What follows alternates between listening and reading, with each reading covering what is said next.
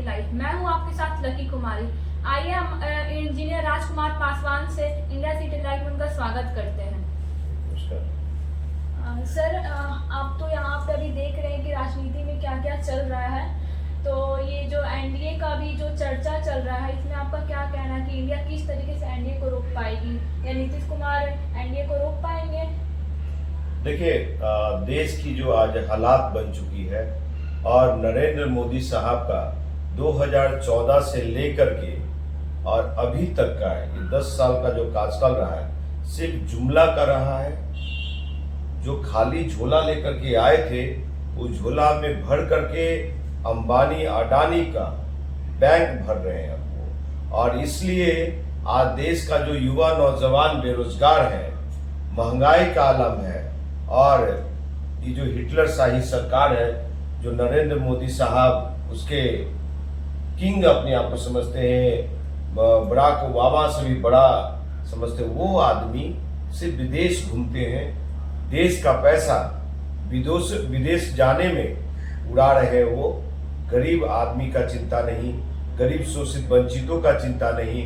और आपको बता दूं कि जिस तरह की ये राजनीति कर रहे हैं, अब देश में ऐसी राजनीति नहीं चाहिए। देश की जनता को, आवाम को, सभी को रोजगार चाहिए, महंगाई से निजात चाहिए, और हर एक के खाते में 15-15 लाख रुपये चाहिए।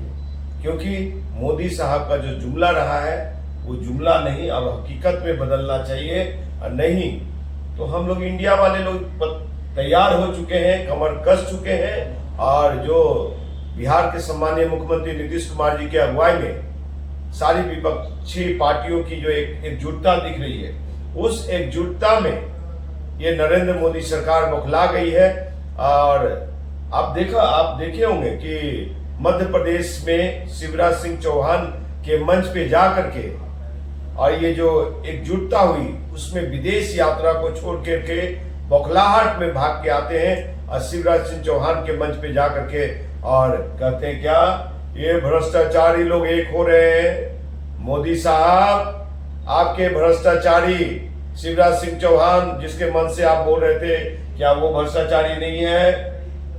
मोदी साहब फिर कहते हैं कि ये लोग ईडी और सीबीआई से बचने के लिए एकजुटता कर रहे हैं। तो अभी उनको दिखा नहीं कि बेटी लोग जंतर मंतर पे बैठे हुए थे और उनके जो मंत्री हैं उन पे एफआईआर हुई, फिर भी गंगोत्री का जल छिड़क करके उस पर कार्रवाई नहीं हुई। तो मोदी साहब का चेहरा सब लोग जान चुका है, पहचान चुका है। और ये सबसे देश के राजनीति में, भारतीय राजनीति में ये प्रधानमंत्री सबसे निकम्मे प्रधानमंत्री साबित हुए।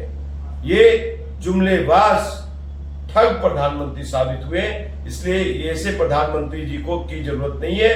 बिहार में जो नीतीश कुमार जी ने काम किया है, बिहार को उन्नत प्रदेश बनाने का काम किया है, अगर वो प्रधानमंत्री बनेंगे तो बिहार क्वेटो और जापान बनेगा।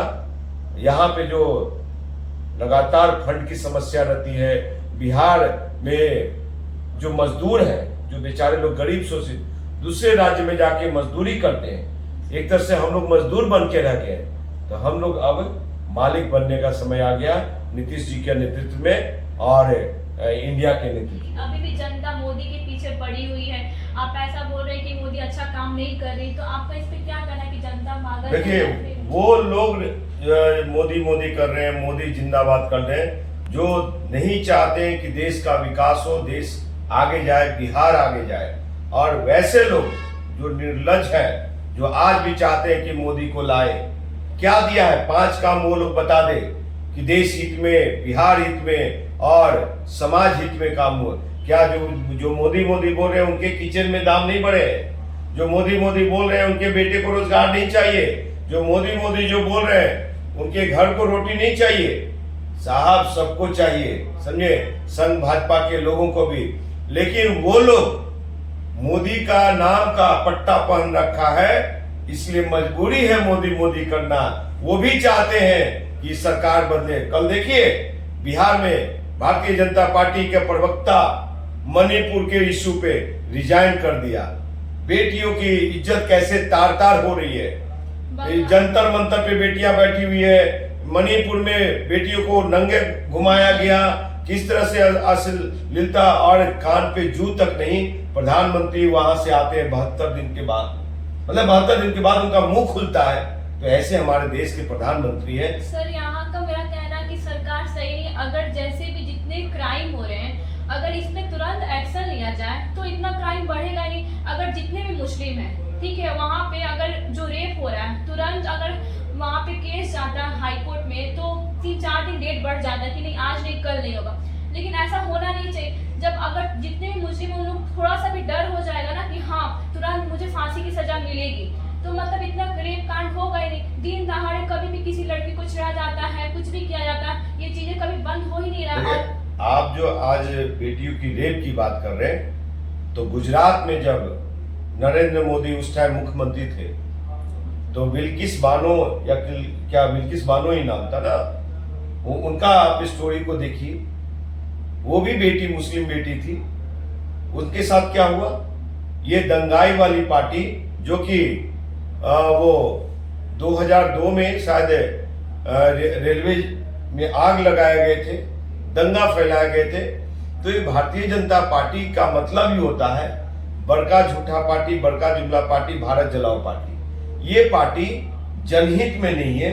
क्राइम की जहां तक बात है तो क्राइम सभी जगह, सभी राज्यों में, चाहे भाजपा शासित प्रदेश हो, चाहे कांग्रेस शासित प्रदेश हो, चाहे कहीं भी क्राइम करने वाले लोग की कोई जाति नहीं होती है। वो क्राइम करने वाले लोग की मानसिकता गंदा होती है, कहीं भी क्राइम कर लेते हैं। लेकिन बेटियों की जो इज्जत आबरू के साथ खिलवाड़ हो रहे हैं और जिस तरह से सरकार विफल है बेटियों की इज्जत को बचाने में, तो मेरा यही मानना है कि और भी बेटियों की इज्जत बचाने के लिए एक सख्त कानून की आवश्यकता है और वैसे लोगों को बीच चौराहे पे टांग देना चाहिए, फांसी देना चाहिए। धन्यवाद सर, आपने बहुत अच्छा इस बात बोला और मुझे आपका ये बात सुन के बहुत भी अच्छा लगा। धन्यवाद।